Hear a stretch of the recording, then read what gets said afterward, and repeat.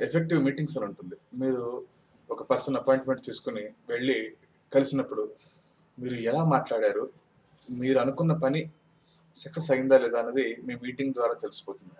కాబట్టి ఒక యాక్టర్‌కో, ఒక డైరెక్టర్‌కో, స్క్రిప్ట్ రైటర్‌కో ఈ ఫీల్డ్‌లో ఉన్న వాళ్ళకి మోస్ట్ ఇంపార్టెంట్ థింగ్ మీరు ఒకసారి చెక్ చేసుకోండి.